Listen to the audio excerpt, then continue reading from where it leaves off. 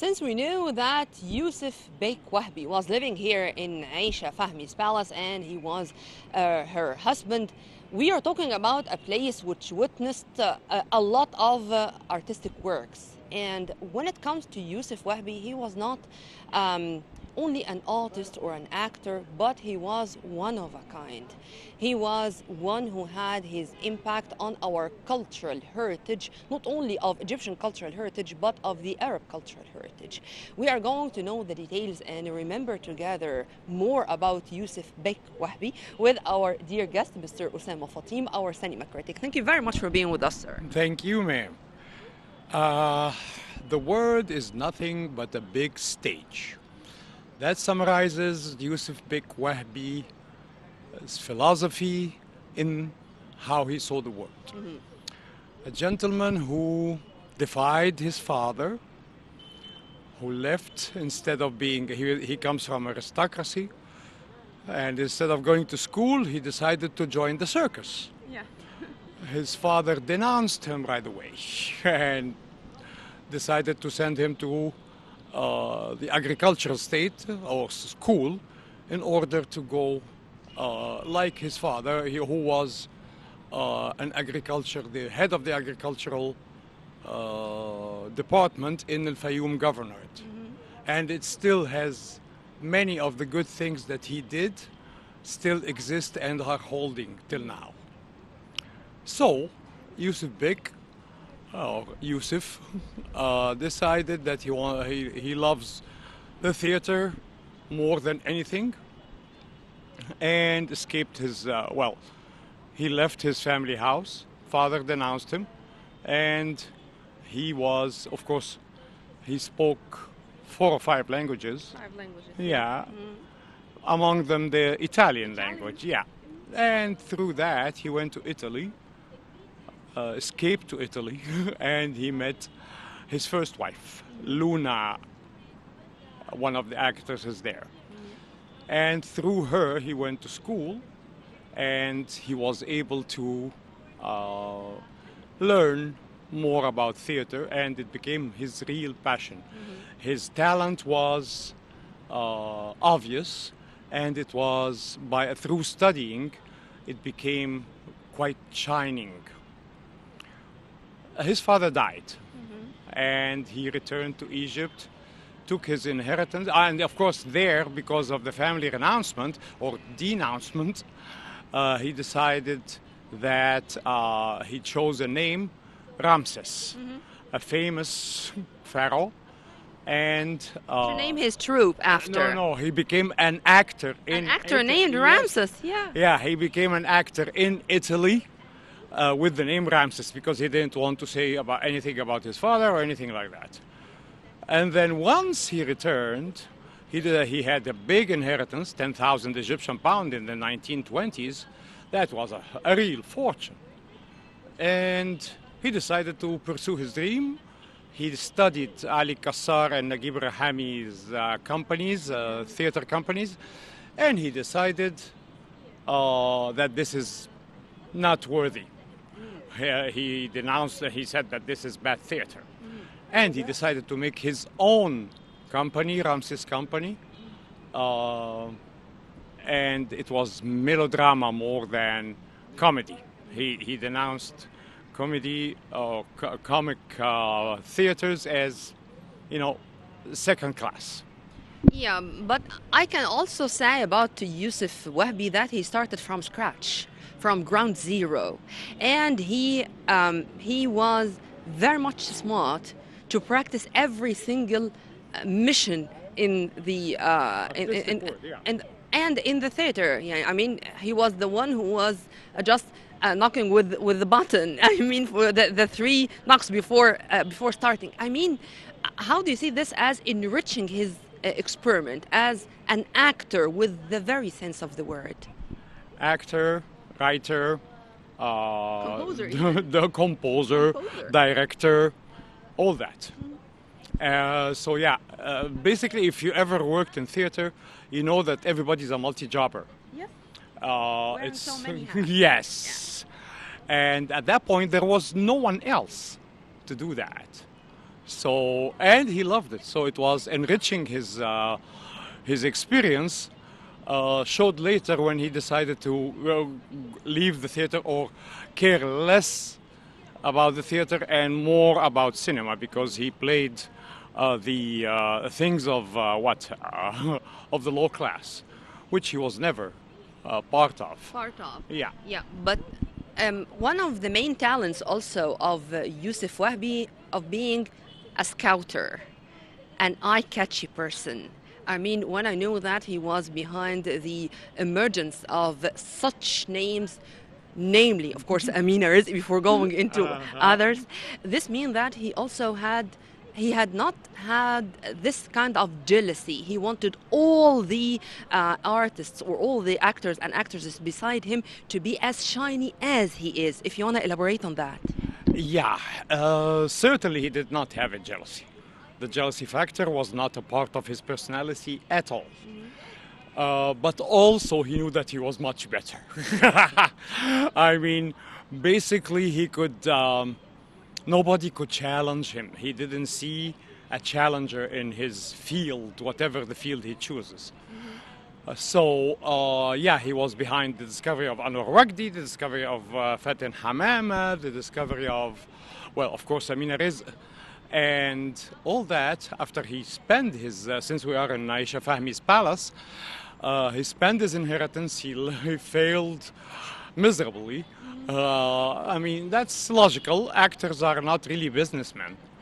No matter what you tell them or what you think of them, if they manage their own money, they will lose. But He met Aisha Fahmi, who was literally in love with him as an actor while she was married. And then when he was broke completely, he came to her as a friend, asked her for money, and she provided, which is very open-minded from her point of view, from open-minded period. And through that, she was encouraging him and all that. And then afterwards, she decided to get married to him. So she got divorced from her husband and married him. And what she was doing before was encouraging the love of the actors and the public and the audience to him. She became as jealous as hell. yeah. She could not take that women loved him. I mean, if you see, I hope we put some of his pictures and parts of his movies. He's a handsome man. He's a real handsome man. And women basically, he wrote in his memoirs, I lived for 1,000 years, Yeah. that they were curious, wanted to be around the celebrities. They wanted to see him up close and personal. And that was sometimes too personal. So once that happened, and she was jealous already, so eventually he left this great Let's be palace. honest enough and say that he was very, charismatic. Of course. I mean, the charisma, his voice, his genes were elegant. I mean, you will never miss his voice or the tone he is using. I think we agree on that. We agree that he has charisma, that's for sure. But the point is that he's worked for 60 years. Yeah. So yeah, generations after generation know his voice. Yeah. There is no No, doubt but about if it. you Not permit me, not only the because of tone, his Mr. charisma. Osama, Sure, that but I mean, the one of Rasputin, he was not the man of Bayoumi Effendi. Totally. He was able to come and go, to play all the scenes or the roles that he decided on. And then afterwards, he became, who he was. After moving, I mean, he wanted, there is a very interesting story about the movies. At first, he was a theater man, and then the cinema came up. And then at that point, the cinema, like the printing, they came out, they decided to stage or to say the stories of the prophets. And in 1928, a Turkish company decided that, hey, we want to make a movie about Prophet Muhammad. Peace be upon him. Peace be upon him. And that made This was catastrophic yes, by then. catastrophic for him, and especially that the pictures that he, the makeup and the clothes were a little bit close to that of Rasputin. So people said, no, that guy is really blasphemy, and we cannot allow that, and all this. And so he decided, hey, no, I'm not going to do that. I don't want the hassle. And eventually he didn't do, of course, the movie. But there was a movie about Jesus. There was many movies about Moses. But hey, Prophet Muhammad was not part of that equation. In respect, of course, for our religious and cultural values, but if you permit me to take you to some wonderful, let's say, turning points in his career. Sure. And to take you, for example, of the one of Layla bint al-Madaris, for example, and to have a musical in a way, and to change how he looks. I mean, he was that smart to also choose those who are going to participate, to share with him. Layla Murad with the Layla Murad in Layla bint al-Madaris, when Madiha Yusri, or in Avocado Madiha. I mean, there are a lot of turning points showing also how talented he was in all aspects. If you want to elaborate on that. Sure. Layla Murad and Ismail Yassin are the only two actors who have movies named after them. And he was the first one to do that with Layla Murad. Yeah. And she continued after him, maybe 6 more. She made 3 with him, and then 6 after that, or all in all 6. This tells you how selfless he is. That, okay, why didn't he make a Yusuf? You know, since you're going to make a name after the actor, name a movie after the actor. But that being said, he was, as you said, a scout, knows the talent, and can always be the master, the maestro. And that was the case. And people, unfortunately, do not remember a lot of his movies due to, time. I imagine the new generations, they have Safir Gohannam, for example, where he played the devil. But people remember Isha'at Hub, or Love...